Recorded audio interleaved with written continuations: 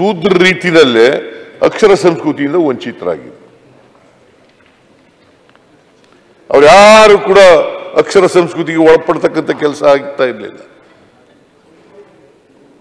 ಒಂದು ಕಾಲ ಇತ್ತು, ಸಂಸ್ಕೃತ ಕಲ್ತ್ರೆ, ಸಂಸ್ಕೃತ ಕೇಳಿದ್ರೆ ಅವರ ಕಿವಿನಲ್ಲಿ ಕಾದ ಶೀಸ್ ಎಂತದು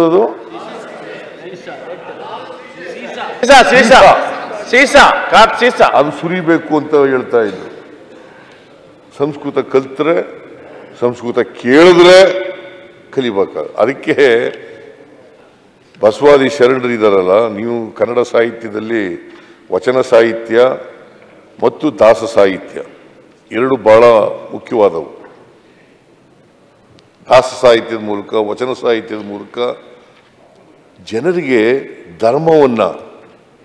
ಧರ್ಮ ಪ್ರಚಾರವನ್ನ ತಿಳಿಸ್ತಕ್ಕಂಥ ಪ್ರಯತ್ನವನ್ನು ಮಾಡಿದ್ರು. ನಮ್ಮ ಬದುಕನ್ನ ಜನರಿಗೆ ತಿಳಿಸ್ತಕ್ಕಂಥ ಕೆಲಸವನ್ನು ಮಾಡಿದ್ರು. ಅದಕ್ಕೆ ಬುದ್ಧನಿಂದ ಹಿಡಿದು,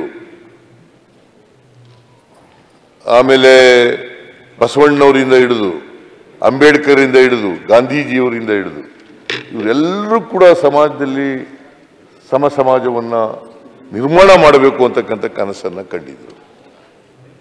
ಮತ್ತೆ ನಾವೆಲ್ಲರೂ ಕೂಡ ಮನುಷ್ಯರಾಗಿ ಬಾಳಬೇಕು.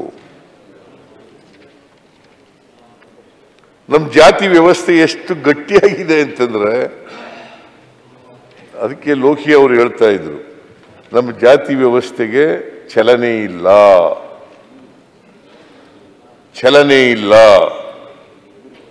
ಚಲನೆ ರಹಿತವಾದಂಥ ಸಮಾಜ ನಮ್ದು. ನಮ್ಮ ಜಾತಿ ವ್ಯವಸ್ಥೆಗೆ ಚಲನೆ ಸಿಕ್ಕಿದಾಗ ಮಾತ್ರ ಬದಲಾವಣೆ ಆಗಲಿಕ್ಕೆ ಸಾಧ್ಯ ಆಗ್ತದೆ, ಇಲ್ಲಿ ಹೋದ್ರೆ ಕಷ್ಟ ಆಗ್ತದೆ. ಅದಕ್ಕೆ ನೋಡಿ, ಎಷ್ಟು ವರ್ಷಗಳ ಹಿಂದೆ, ಬುದ್ಧ 2500 ವರ್ಷಗಳ ಹಿಂದೆ 12ನೇ ಶತಮಾನದಲ್ಲಿ ಬಸವಾದಿ ಶರಣರು, ಆಮೇಲೆ ಅಂಬೇಡ್ಕರ್ ಅವರು ಜಾತಿ ವ್ಯವಸ್ಥೆ ಹೋಗ್ಬೇಕು. ಕಾರಣ ಯಾಕೆ ಹೋಗ್ಲಿಲ್ಲ ಅಂತಂದ್ರೆ, ನಮ್ಮಲ್ಲಿ ಚಲನರಹಿತವಾದಂಥ ಸಾಮಾಜಿಕ ವ್ಯವಸ್ಥೆ ಇದೆ. ಚಲನ ಸಿಕ್ಕಿದಾಗ ಮಾತ್ರ ಅದು ಬದಲಾವಣೆ ಆಗಲಿಕ್ಕೆ ಸಾಧ್ಯ ಆಗ್ತದೆ. ಆರ್ಥಿಕ ಚಲನೆ, ಸಾಮಾಜಿಕ ಚಲನೆ ಸಿಕ್ಕಿದಾಗ ಮಾತ್ರ ಬದಲಾವಣೆ ಆಗಲಿಕ್ಕೆ ಸಾಧ್ಯ ಆಗ್ತದೆ. ನಾನು ಯಾವಾಗಲೂ ಒಂದೊಂದು ಸಾರಿ ಹೇಳ್ತಾ ಇರ್ತೀನಿ, ಮಾನ್ಯ ಅಧ್ಯಕ್ಷರೇ, ನಾನು ಸಣ್ಣ ಹುಡುಗ ಆಗಿದ್ದಾಗ ಈ ಶೇದ ಬಾವಿಗಳಿರ್ತಿದ್ದ ನಮ್ಮ ಹಳ್ಳಿಗಳಲ್ಲಿ, ಇಲ್ಲೂ ಕೂಡ ಪಟ್ಟಣಗಳಲ್ಲಿ ಕೂಡ ಇರ್ತಿದೆ. ಈಗೆಲ್ಲ ಬದಲಾವಣೆ ಆಗ್ಬಿಟ್ಟಿದ್ದಾವೆ. ನೀರು ಸೇದ್ಲಿಕ್ಕೆ ಹೋಗ್ತಿದ್ದೆ ನಾನು, ದನ ಕರುಗಳಿಗೆ ನೀರು ಕುಡಿಸ್ಲಿಕ್ಕೆ. ಮತ್ತೆ ಮನೆಗೆ ನಾವೆಲ್ಲ ಆಗ ಹಳ್ಳಿನಲ್ಲಿ ಈ ನೀರು ಸ್ನಾನ ಮಾಡಬೇಕಾದ್ರೆ ನೀರು ನಾವೇ ತಗೊಬಂದು ತುಂಬ್ಕೊಳ್ಳಿದ್ದೆವು. ಕಡಾಯಿ ಅಂತ ಇರ್ತಿತ್ತು, ಅದ್ರಲ್ಲಿ ತುಂಬಿಸ್ಕೊತಿದ್ದವು. ನಾವೇ ಬೆಂಕಿಯಾಗಿ ಕಾಯಿಸ್ಕೊಂಡು ಸ್ನಾನ ಮಾಡ್ತಕ್ಕಂಥ ಪರಿಸ್ಥಿತಿ ಇರ್ತಿತ್ತು. ನೀರು ಸೇರಕ್ಕೆ ಹೋಯ್ತಿದ್ದೆ ಬಾವಿಗೆ. ಅಲ್ಲಿ ಗುಬ್ಬಚ್ಚಿಗಳೆಲ್ಲ ಸೇರ್ಕೊಂಡು, ಬೇರೆ ಪಕ್ಷಿಗಳೆಲ್ಲ ಸೇರ್ಕೊಂಡು ಎಲ್ಲ ಕಸ ಸೇರಿಸ್ಬಿಡೋವು. ಆ ಕಸ ಎಲ್ಲ ನೀರನ್ನೆಲ್ಲ ಮುಚ್ಕೊಬಿಡೋದು. ನಾವೇನ್ ಮಾಡ್ತಿದ್ದ, ಆ ಕಸ ಎಲ್ಲ ಪಕ್ಕಕ್ಕೆ ಸರ್ಕೊಳ್ಳಿ ಅಂತೇಳಿ ಬಿಂದಿಗೆನ ಮೇಲೆ ಕೆಳಗೆ ಮಾಡೋದು. ಅದು ಕಸ ಎಲ್ಲ ಸರಿ ಕಳೆದು ಆಮೇಲೆ ನೀರು ತಗೊಳ್ಳೆವು.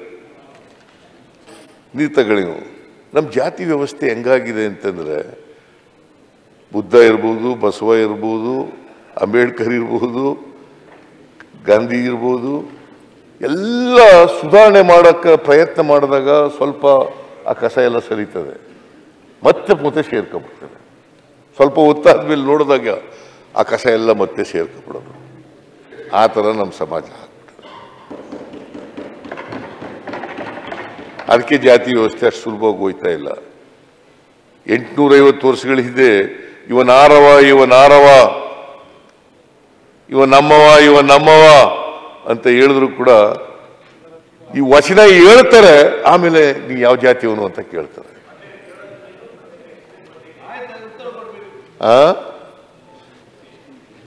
ವಚನ ಹೇಳೋದು, ಆಮೇಲೆ ಜಾತಿ ಕೇಳೋದು.